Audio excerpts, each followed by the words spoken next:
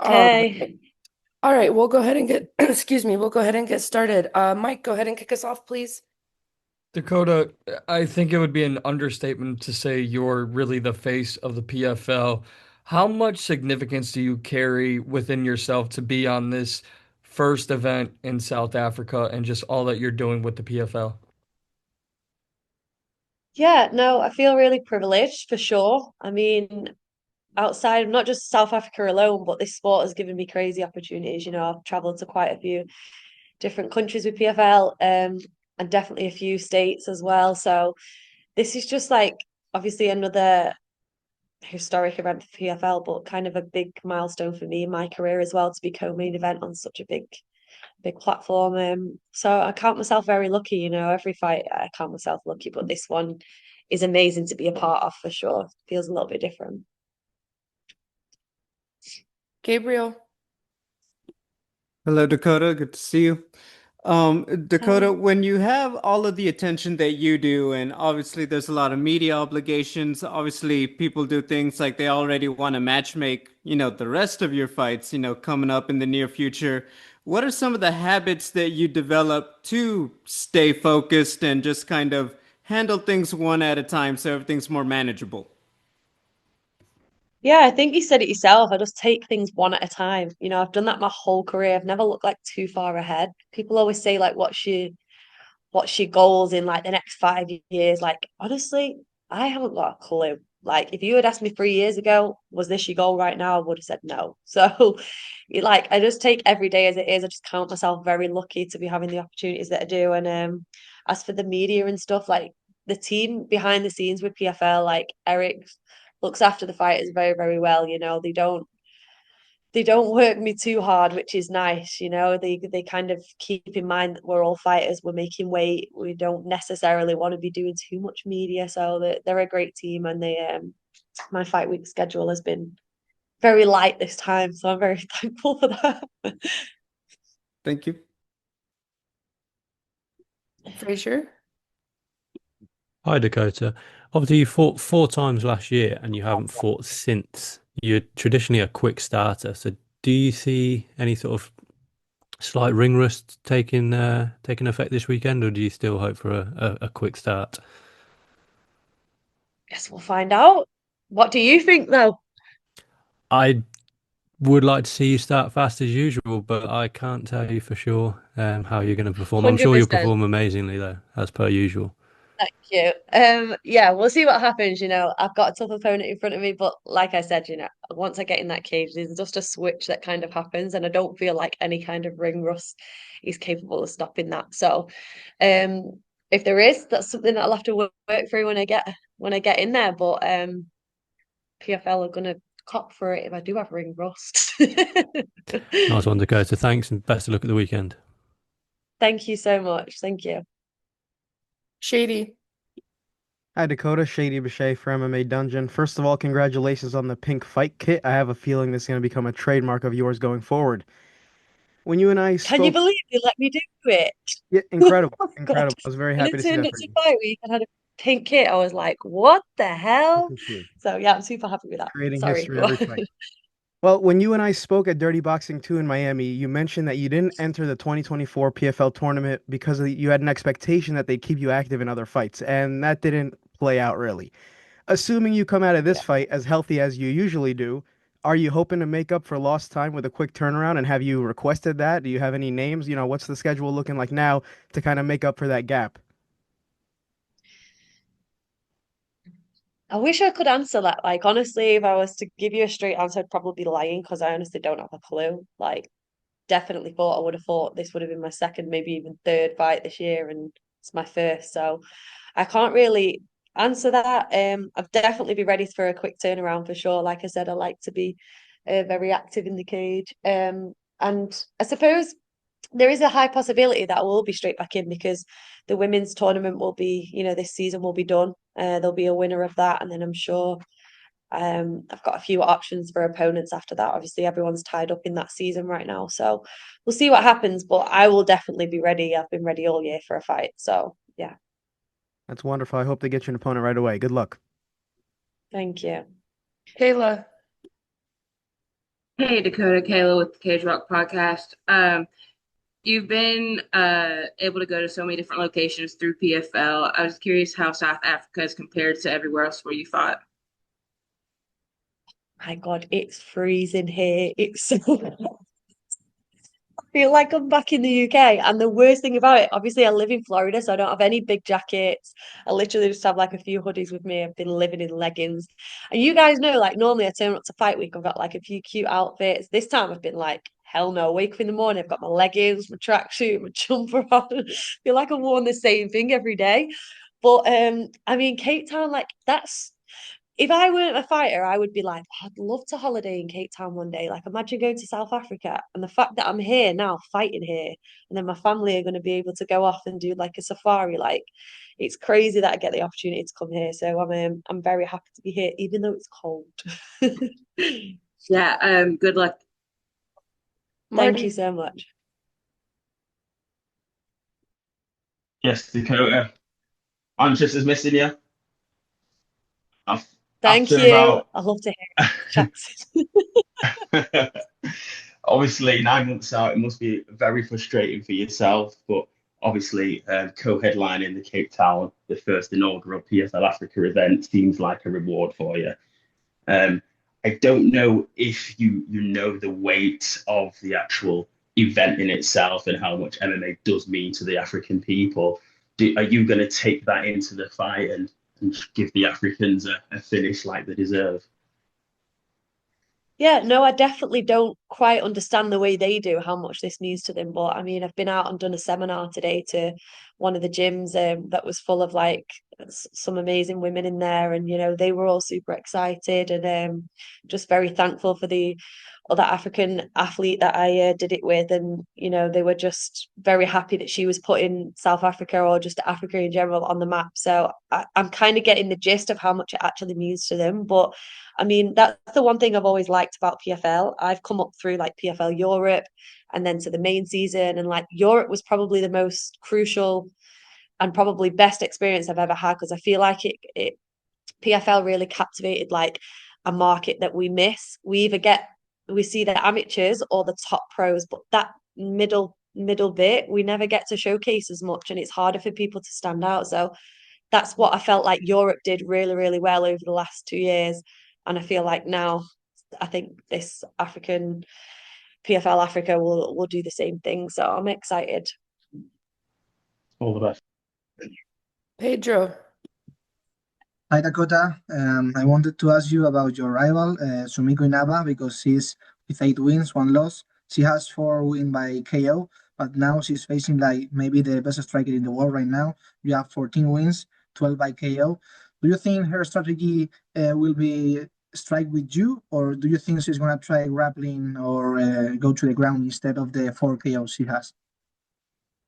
Yeah, definitely an amazing striker as well. I think she will strike at first, but every opponent I fight will try to strike and then try and take me down when I hit them. So I know she's going to be diving for the legs not long into the fight for sure. But I do think she will try her best to strike with me. Yeah, and I feel like fair play to her because 8-1 is not it's a very good record and she backs it up. So I'm excited. It's a really good matchup for me.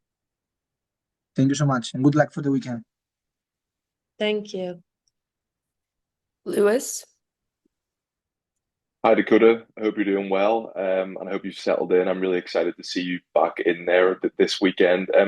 I just wanted to ask you, you spoke a little bit about, leading up to this fight about staying undefeated and how that's something that you actively think about. Obviously, you'll be 15-0 if you go out there and get the win this weekend, and you spoke about trying to, rubbing shoulders with the likes of Khabib Nurmagomedov, Floyd Mayweather, the kind of goats in the sport who stayed undefeated their entire career with impeccable records. Are those kind of names? Do you look up to those kind of names? Do you use them? Do you use their careers as inspiration, as motivation for your own career? Because that seems like something you want to do is just to pursue that unbeaten record. Yeah, I mean, I've probably said it a few times in interviews, but like people say, oh, everyone's going to lose once in their life. Like, I mean, don't get me wrong, I lost it in my Thai boxing career. But like I don't have that mindset of like, oh, I'm going to lose at some point. There's always someone better. Like, why? What? I don't understand people that have that kind of mindset. Like for me, when you enter a competition, if there was a first, second, and third place, you're all going for first. There is no second. Like, why are you satisfied with second or third place? For me, there's a first place, and then everyone else lost. So it's the same in my career. Like, I'm either undefeated or I've got defeated once. That's just the way I see it. In Thai boxing, I got defeated once, and I didn't come out with like a top record that I should have. So for me, that's my mindset. Like, I want to finish 13-0, 14-0, 15-0, 16-0, 30-0, 60-0. Like, I'm not thinking, oh, there's going to be someone out there that's going to beat me one day. Like, that's just the most ridiculous mindset ever. So that's just the way I see it. And that's probably why I look up to like Khabib. It's been done. Like, you don't have to lose. He's proven it there. So for me, that's kind of the stuff that's the way my mindset goes. Thanks. Eduardo. Hi, Dakota. Um, I know you said you don't like to look too far ahead with your fighting career, but I know most fighters have like a specific goal of a place they'd like to fight. Is there an arena or venue you'd like to fight in? Definitely at the Etihad in Manchester. I'm a big Manchester City fan, so that would be the one place that I want to take it home. I mean, I'm half Bulgarian as well, so I'd love to fight in their capital, Sofia. But obviously, this is a business. We always have to remember it's a business, and our goals. Like, don't know whether they'd make as much money in Bulgaria, but maybe one day I'll make that happen. We'll see. And last one on Zoom, Neil. No. Hi, Dakota, Neil Jaime for Diario Sport in Spain. 86 of your wins have come by TKO or KO. You finished, I think, 4 of your last five fights in the first round. I just wanted to ask you, do you feel that you are at the level where do you think that no one can beat you on the stand-up game, especially? Yeah, I feel like my striking is 100% on a different level, but I just don't think it's the striking on its own. It's some fighters come to fight and I don't come to fight. I come to like kill someone. So not many fighters have that mindset and that kind of switch when you get in the cage. And I think that's what makes the difference between champions and fighters. We can all be fighters, but are we all there to kill or not? And I don't think all of us are. Thank you. All right, Daniel, over to you. Okay, perfect. We can all go for questions. We're going to have about 5-10 minutes of questions, so we'll stop right there. Hi. Just listening to you on that all day, it's clear you're one of the most competitive fighters here in terms of your mentality. We heard from Abraham Barkley, who's also from Manchester, also very competitive. Tom Aspinall's from Salford. I grew up watching Ricky Hatton boxing from Manchester. Is it just my imagination, or is there something different about Manchester compared to the rest of the UK's fighting city? Possibly, yeah. I mean, we've forgotten about a little bit us Manchester lot. I think we haven't. I don't know whether we just haven't got a personality or what. I feel like the people from like London or like say like Paddy from Liverpool and all them have got like bigger personalities than us, but we're definitely underestimated for sure. Must be something in the water down our end for sure. Another question. Hi. Dakota Ditcheva, it's IOL News in Mzansi in a way. Just tell us how much confidence has it added having your good friend, I believe it's Asia, in your corner, also replicating your opponent. I don't know if they're about the same height also when in terms of this approach to the game. Say that again, sorry. Your good friend Asia, yeah. How much more confidence has it added having her also assist you in replicating your opponent also in the lead up to this fight? Yeah, for sure. I mean, Asia's one of the people I work with the most because she's so consistent as well. Like, she works so hard. She's literally like, we're on the same mindset as well. Like, we want to get better. We want to train with better people. We want to put ourselves in bad situations. And I feel like they're the type of people you need around you when you're in the gym. I think that's why I made the move initially to ATT, because I felt like sometimes I was surrounded by like the wrong people, you know, like not the ones that are on like the same level as in like they want to achieve their goals. Like they're taking it serious, and their whole lifestyle is fighting. And I feel like when I walked into ATT, the people that are in there are there to live and breathe MMA, not to kind of mess around with the friends on the weekend and then come in the gym on the odd session. It was like dedication 24/7, and Asia's one of them people that's like me, so she's made a massive difference. So Nico stated that you have not been hit before. Yeah, Is that something that you heard so many times in your previous fights? Oh, do you know what? I'm not even surprised by what people say these days. If you followed me last year, you know they talk the absolute most, all of them in that tournament. But I mean, is that not good? Like, why are you getting hit? Should be the question. Like, why are you getting a bloody nose and like bruises? Like, get in and get out and get paid. What are you doing? Why are you mocking me for that? That's my mindset. But anyway, thank you. Any other question? Aiden, do you wanna? Hello. Who's skeptical. In the past, you spoke about the ranking stereotypes when it comes to women in like, Yeah. tell me, still needs to change with regards to that.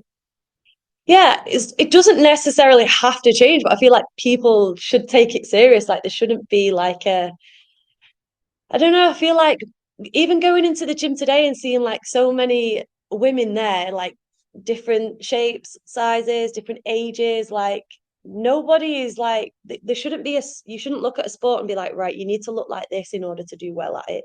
Like anyone can try it and then figure it out and keep working at it. You know, we change so much over the years. Like you don't have to look at something and say, yeah, that's not me. Like, no, in a few years you could have changed and that could be you. And I feel like that's one of the main things. And then as well, like there is stereotypes in all sports. So for me, it's just important that I show like I can be like this, I can fight in pink, but then I can also match your stereotype of fighting like a guy. Do you know what I mean? So I feel like I just like to show that you can do both at the same time. Question. Hello. Gigi from Gigi's Comeback Corner. You mentioned there on the call that you were very excited about this match. Mhm. Obviously, it's a historic card. You're in the co-main event, and it's your first fight this year. Yeah. But what exactly about this particular matchup against this opponent makes you so excited about stepping into the PFL Smart Cage? I think it's a mix of things. Like, I think the first thing I'm going to say is I love to fight. Like, I can train and train and train and train and train. You can pay me to train, but until I'm fighting in the cage, I'm not happy. So for me, like any fight gets me excited. It doesn't really matter. But then again, like the pressures as well that come with it. So my record's undefeated. I want to get another stoppage because it's what I'm known for. I want to get a highlight reel because it gets me views on Instagram and then I get paid more after that. Like there's so many different things that like come with it. So like, I've missed out on like 8 months of hype. I feel like in this sport, you really have to build momentum to get anywhere. And over the years, I've kind of understood that you can't just be a good fighter, you got to be a personality as well. And that last 8 months, my personality hasn't been shown because I haven't fought. Like I'm a fighter first and foremost, not this girl that's in pink and wears heels and still looks pretty. I'm a fighter. That's what I'm known for. And that's where I'm always going to get the most attention. So the fact that I've not done that for 8 months has kind of made me go a bit flat, So I'm just excited to get it all back going again and then at the same time do what I love. You spoke about also the drama and all excitement around the fights. Also, we all know about the Lapais incident. Are there any fight antics after this one? No Lapais or celebrations? No, she's not really said too much apart from the fact that I don't get hit. So that's going to be the only thing. I'm going to be like, still not been hit. Like, now what? Next. But yeah. Any questions from anyone on the side of the floor? Anyone want to ask anything? Okay, perfect. Then I think we can wrap it up. Thank you so much, Dakota. Thanks, guys.